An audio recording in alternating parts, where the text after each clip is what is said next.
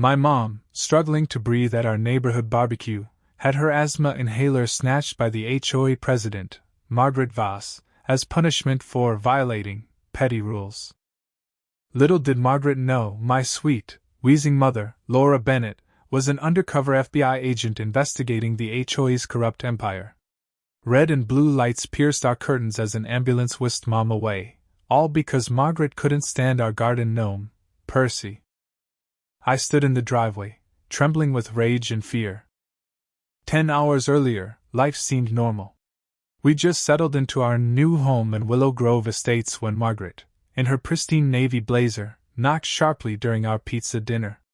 "Your mailbox is 3 shades too dark," she snapped, clutching a leather notebook. "Fix it by Monday." Mom, ever polite, offered her a slice. Margaret sneered. "I keep things professional. As HOA president, I enforce the rules. Read the handbook." That was 4 months ago. Since then, she'd find us for a trash can left curbside, holiday lights up past January 1st, a messy bird feeder, Mom's peonies growing an inch too tall, and a non-existent oil stain from my car. Mom, a retired schoolteacher, tried to smooth things over, baking cookies, inviting Margaret for coffee, and volunteering for community events. Margaret doubled down, inspecting our property weekly. Her real obsession was Percy, the garden gnome Dad gave Mom before his stroke last year. Perched by our steps with a tiny fishing rod, Percy was tacky, Margaret declared on her 5th visit in a month. "It ruins Willow Grove's elegance." Mom, clutching the HOA handbook, stood firm. "The rules allow tasteful ornaments. Percy stays." I saw her hands shaking. Stress was worsening her asthma. At 63, her once mild condition had flared since Dad's death. Yesterday, the Willow Grove summer barbecue doubled as an HOA meeting on community standards. Margaret, microphone in hand, targeted us. "Certain residents threaten our property values," she said, projecting a photo of our house with Percy circled in red. "This is the tackiness driving buyers away." Mom stood, voice steady despite a wheeze. "Margaret, this is inappropriate." "The bylaws." Margaret cut her off. "I set the standards. Your attitude is the problem." A few neighbors nodded, others squirmed. "That gnome was my husband's last gift," Mom said, her voice breaking as her breathing labored. She reached for her inhaler, but Margaret stormed over and snatched it. "Disruptive behavior!" she barked, dropping it into her purse. Gasps echoed. Mom's face paled, her breath shallow. I lunged, yelling, "She needs that to breathe!" Margaret's allies, board members Clara and Tom, blocked me. "She needs to respect authority," Margaret sneered. Mom collapsed. I shoved past, catching her as her lips turned blue. Someone called 911. Margaret adjourned the meeting, strutting off as neighbors scattered. At the hospital, Dr. Carter grimly explained Mom's severe asthma attack. "If you hadn't gotten her here fast..." I couldn't finish the thought. In her room, Mom, hooked to oxygen, looked oddly alert.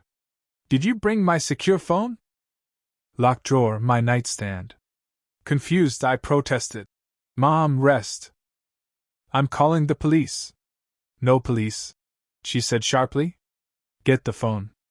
I drove home through pounding rain, finding an HOA fine taped to our door, $604.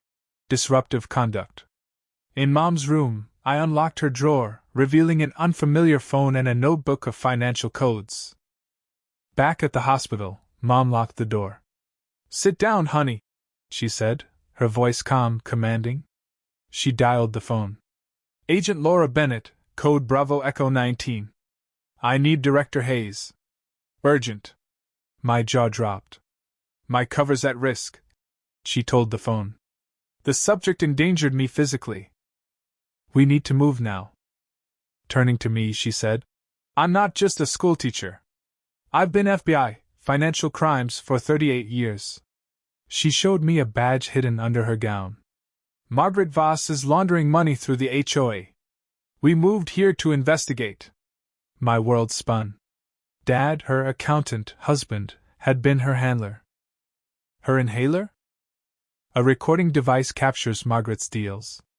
Margaret's made a mistake stealing federal property, Mom said. A knock brought Agents Brooks and Salazar.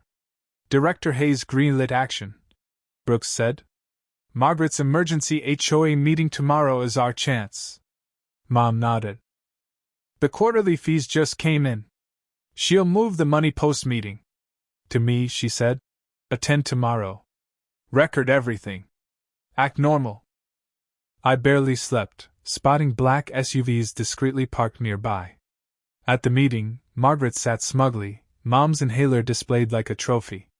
We're here to address the Bennett's 19 violations, she announced, projecting photos of our mailbox, peonies, even our Halloween pumpkins. They disrespect our standards. Mom, discharged that morning, shuffled in, feigning frailty. You stole my medication, she wheezed. I could have died. Margaret smirked. I confiscated a prop. If you were sick, you'd be in a hospital, not causing a scene. Murmurs spread.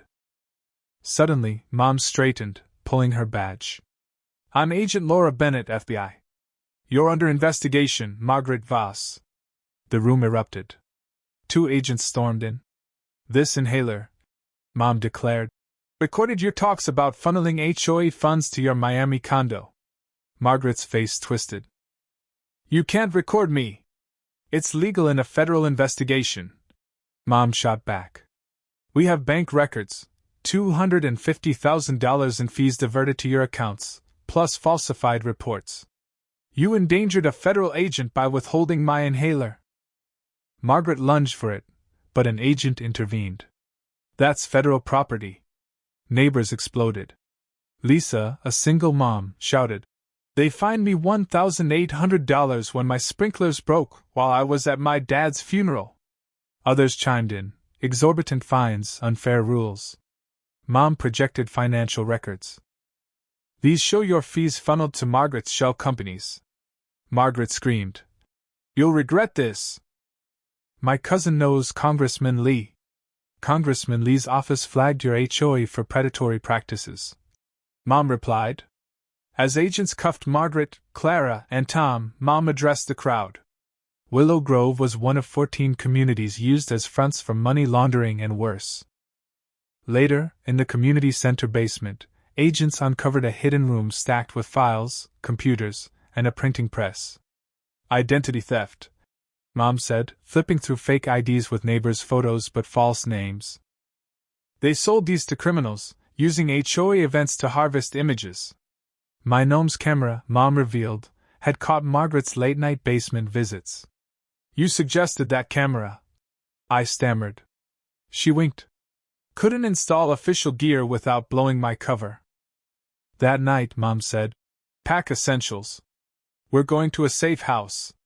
Margaret's bosses know I'm the agent who cracked their network. Agent Michaels rushed us into an unmarked car.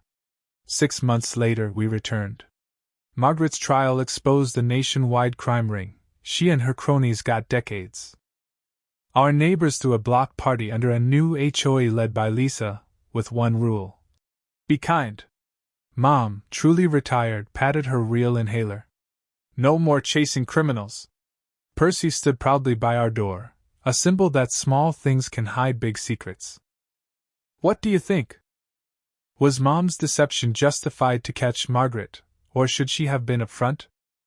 Share your thoughts below. Let's debate trust and justice in relationships and communities.